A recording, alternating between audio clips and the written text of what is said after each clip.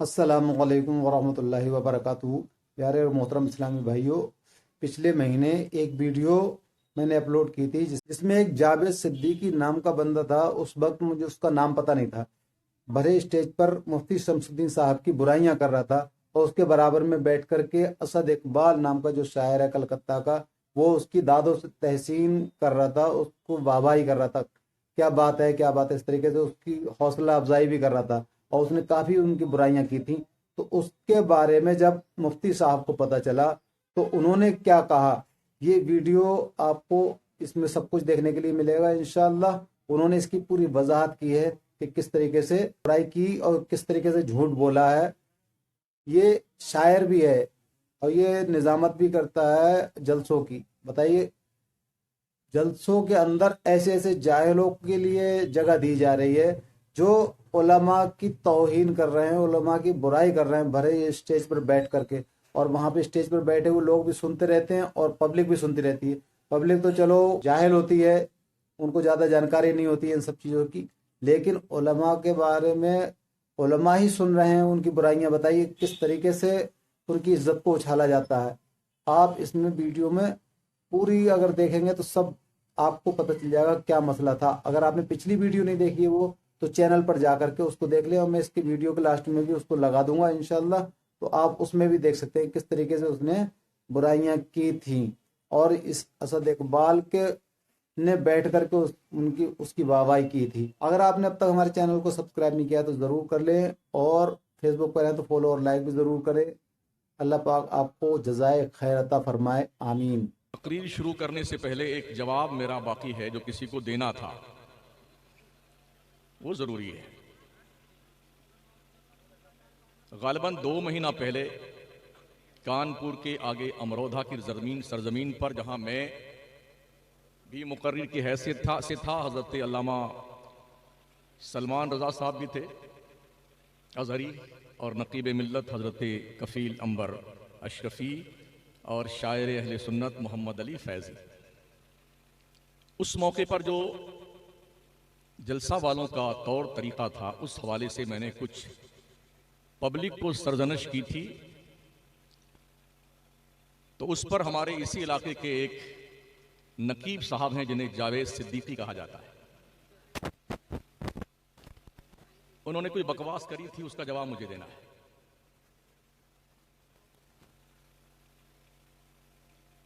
अमघट्टी से लेके घारी घाट तक और चंद्रदीप से लेके सिंगार घाट तक बच्चा बच्चा जानता है कि आप कैसे हैं।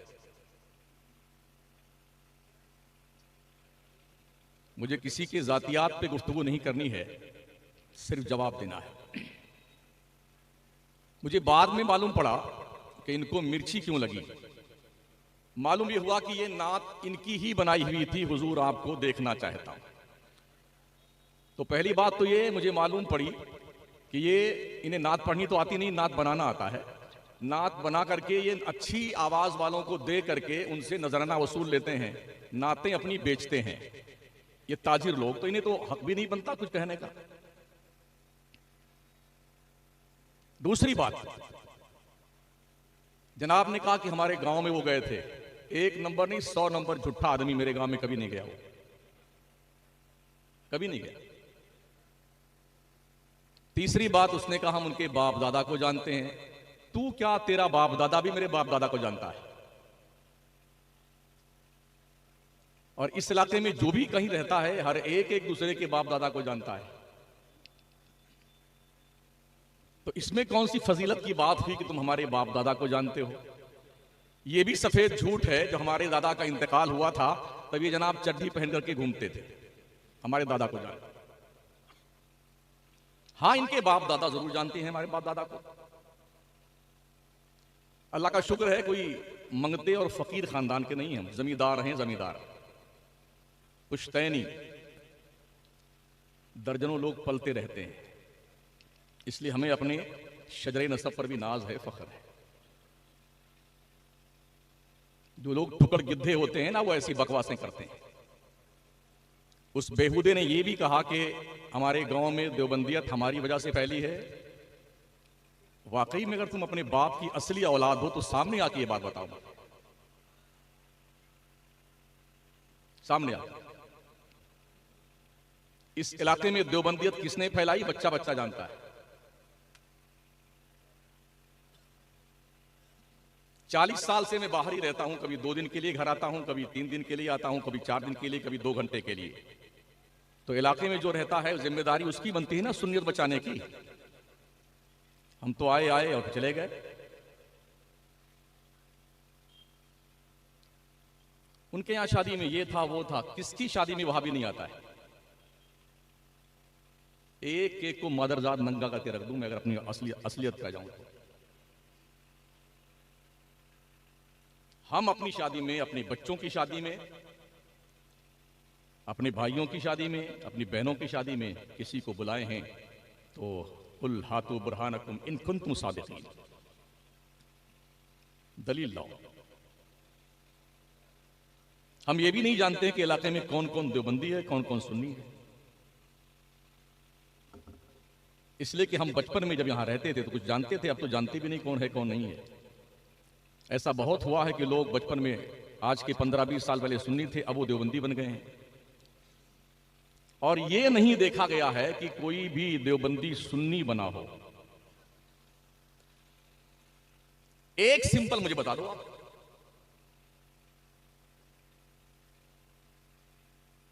बल्कि बाज़ाब्ता तौर पर देवबंदी बनाने की मशीन लगाई हुई हमारे इलाके में।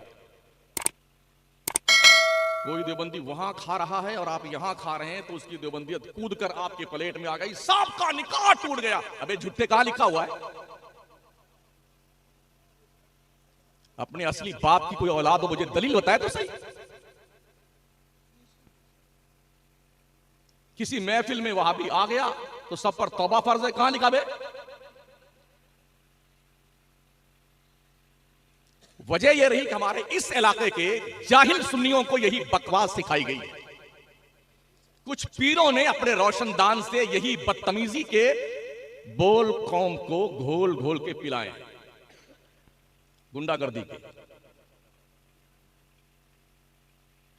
वो सब के सब देवबंदी, सब पर कुफर लाजिम, सब पर तौबा फर्ज। एक पीर साहब थे, वो 2007 में हज पे तशरीफ ले गए थे, मैं भी इत्तेफाक से हज पे था। उनके बड़े कट्टर मुरीद उनके पीछे पीछे घूम रहे थे, कभी इस दुकान में घुसे पीर के साथ में, कभी उस दुकान के में, इसी इलाके के थे। तो मैंने उस मुरीद को पकड़ा, मैंने कहा हजरत से पूछो ये वहाबी देवबंदी की दुकान में क्यों घुस रहे हैं। मैंने कहा जितनी भी फर्श पर मार्बल की टाइल्स लगी है ये वहाबियों ने लगाई हरम में। कहां पढ़ते हो नमाज? जो चटाइयां और दरियां कालीन बिछी हुई हैं हरमैन तैयबैन में, वहाबियों ने बिछाई है। जमजम का पानी निकालने की मशीन वहाबियों ने लगा रखी। जो पानी पीने का गिलास है वहाबियों ने मंगवाया। ऐसी जो हरमैन में लगी है वहाबियों ने लगवाई। वीजा वहाबी ही लगाता है आपके, तो तुम हज भी करने ना जाओ, उम्रा भी करने ना जाओ, क्यों जाते हो? कौम की आंखों में धूल झोंकते हो? क्या हर वहाबी काफिर है? बड़ी जिम्मेदारी के साथ अर्ज कर रहा हूं, कोई माई का लाल एक प्रूफ बताए मुझे। सारे बेटे यही खुराफात कर रहे हैं पूरे इलाके में, वहाबी काफिर, वहाबी काफिर। महा झूठा है ऐसा कमीना आदमी जो कहता है सारे वहाबी काफिर हैं। किसे कहते हैं काफिर पता है तुम्हारे? वो मलायने अरबा, जिन 4 मौलवियों पर इमाम अहले सुन्नत सरकार आला हजरत ने उनके अकायदे कुफरिया कतैया की बुनियाद पर और हरमैन तैयबैन के उलमा ने मिल करके जिस पर कुफ्र के फतवे लगाए हैं वही काफिर हैं। अब हर वहाबी को काफिर नहीं कहा जाएगा, उसी को काफिर कहा जाएगा जो या तो खुद पढ़ा हुआ वो अकीदा पढ़ ले, चारों मौलवियों का पढ़ ले, समझ ले। पढ़ा नहीं है तो सुन ले, फिर समझ ले। अब पढ़ने के बाद, सुनने के बाद, समझ लेने के बाद अब उनको वो फॉलो करता है तो वो काफिर है। और ऐसे किसी को आप काफिर कहते हैं महोदय जी, तो आप खुद ही काफिर हो जाते हैं। इमाम अहले सुन्नत सरकार आला हजरत फतवा रज़विया शरीफ में नकल फरमाते हैं, जिनके अकीदे मुज़ब्ज़ब हैं, जो इधर भी रहते हैं उधर भी रहते हैं, ठोस नहीं है, आला हजरत सरकार फरमाते हैं ऐसे लोगों से नरमी से बात की जाए, मोहब्बत से बात की जाए, ताकि ये अच्छे सुन्नी बन जाए। उठा लो फतवा रज़विया। आला हजरत सरकार फतवा रज़विया में लिखते हैं, अगर किसी शख्स ने कलमे कुफ्र बका, दो गवाहाने आदिल ने उसके कुफ्र की गवाही दी, पूछे जाने पे कायल ने अपने कुफ्र का इनकार कर दिया कि मैंने नहीं कहा है, तो उसका इनकार ही उसकी तौबा मानी जाएगी। दो गवाहाने आदिल की गवाही की कोई वैल्यू नहीं है। यह भी फतवा रज़विया। जिन्हें बेटों को काम नहीं करना आता है ना, सिर्फ फितना फैलाते पूरे इलाके में। अगर लोगों ने गुज़िश्ता 40-45 साल से यहां इस इलाके में काम हुआ होता, किया होता ना, तो आज सुन्नियत का यह बुरा हाल नहीं होता हमारे इलाके में। बदकिस्मती से पीरी मुरीदी का ढोंग रचा करके हमारी कौम के बुद्धू लोगों को कैसे लूटा जाए, ये फन लोगों को आता है, चालाक लोगों को, और उस पर वो कारबंद है, इसी काम में लगे हुए। सुना करता था बुजुर्गों से मैं भी कि ख्वाब सोते में देखा जाता है। जल्दी ही इंकिशाफ हुआ कि जागते में भी ख्वाब देखा जाता है।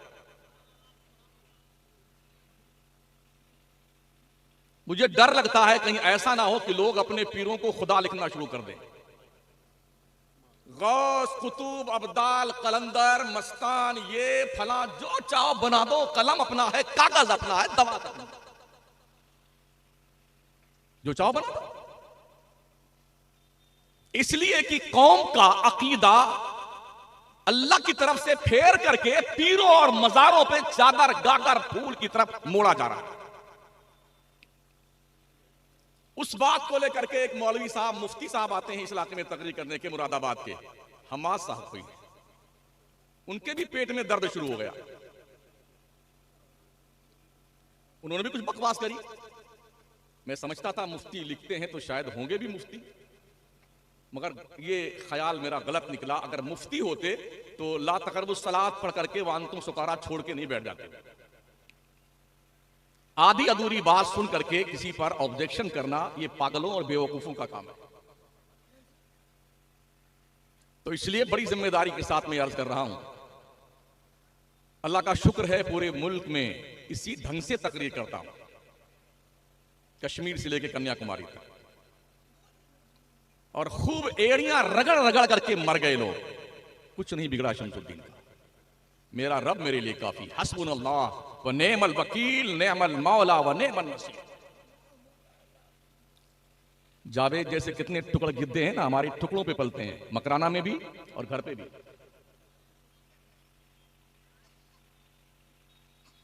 अगर कुछ फिर तुमने रद्द अमल किया ना, तो मादरजाद नंगा कर दूंगा पूरे घर वालों को। इतना ध्यान रखना बेटे। दुरूद शरीफ पढ़िए।